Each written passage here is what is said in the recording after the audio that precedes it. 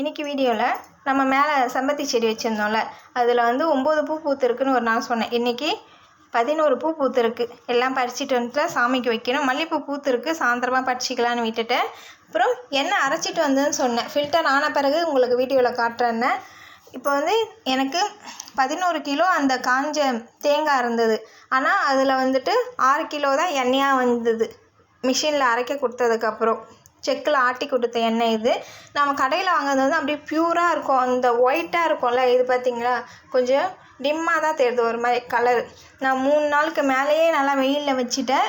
வடிகட்டி இது பண்ணியாச்சு. இப்படி தான் இருக்குது. ஒரு வேளை காசுனா இன்னும் கொஞ்சம் கலர் ஏதாவது சேஞ்ச் ஆகுமா என்னன்னு தெரியல. சப்போஸ் இதில் ஏதாவது டிப்ஸ் இருந்தால் எனக்கு நீங்கள் ஷேர் பண்ணுங்கள்.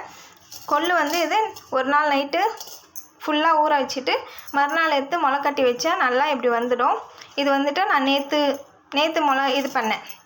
நீங்கள் துணியிலும் முளை கட்டிக்கலாம், இல்லை இது மாதிரி காத்தோட்டமாக இருக்குல்ல இதில் வச்சுக்கலாம். துணியில் கட்டிங்கன்னா நீங்கள் தண்ணி தெளிக்க வேண்டாம்னு நினைக்கிறேன். இதில் நான் பண்ணுறதுனால அப்பப்போ நான் தண்ணி தெளிச்சிப்பேன். கொஞ்சம் காஞ்ச மாதிரி ஆகிடுச்சுன்னா நான் தண்ணி தெளிச்சிடுவேன். அப்புறம் மேலே நான் சப்தா செடி வச்சுருக்கேன் அப்படின்னு சொன்னேன்ல, அதுலேருந்து பறிச்ச இது தான் ஜூஸ்க்கு போடுவோம்ல அந்த சப்தா விதை தான். இது வந்துட்டு அந்த செடியில் வர இது உள்ளே சப்தா விதை இருக்கும். நல்லா கசக்கி கையில் இது பண்ணால் இது மாதிரி சப்தா விதை கிடைச்சிடும். ஜூஸ்க்கு யூஸ் பண்ணிக்கலாம். நம்ம வீட்டிலே செடி வச்சுருந்தா நமக்கு யூஸ்ஃபுல்லாக இருக்குது பார்த்திங்களா. அப்புறம் சின்ன வெங்காயம், பெரிய பல்லு பூண்டு. நான் பூண்டு வந்து பிரிச்சுட்டேன். சின்ன பல்லு பூண்டெல்லாம் தனியாக எடுத்து வச்சுட்டேன். பெரிய வெங்காயம் அது மாதிரி தனித்தனியாக பிரித்து வச்சுக்கிறேன். ஏன்னா நம்ம பூண்டு குழம்பெல்லாம் வைக்குமே பூண்டு நல்லா பெரிய பல்லு இருந்தால் உரித்து போட்டுக்கலாம் நாம். அதனால் இது மாதிரி தனித்தனியாக எடுத்து வச்சுட்டேன் நான். எனக்கு கொஞ்சம் ஈஸியாக இருக்கும் வேலை. இது வந்துட்டு மஞ்சள் பூசணி. இன்றைக்கி குழம்பு வச்ச ஆக்சுவலாக சாப்பாடு வீடியோ என்ன இன்றைக்கி சமையல்ன்ற வீடியோ போடல.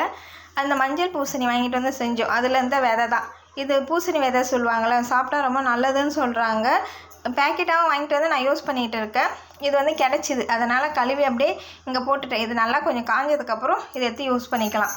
நீங்களும் இது மாதிரி ஏதாவது டிப்ஸ் இருந்தால் எனக்கு ஷேர் பண்ணுங்கள். நானும் ட்ரை பண்ணி பார்க்குறேன். லைக் பண்ணுங்கள், சப்ஸ்கிரைப் பண்ணுங்கள்.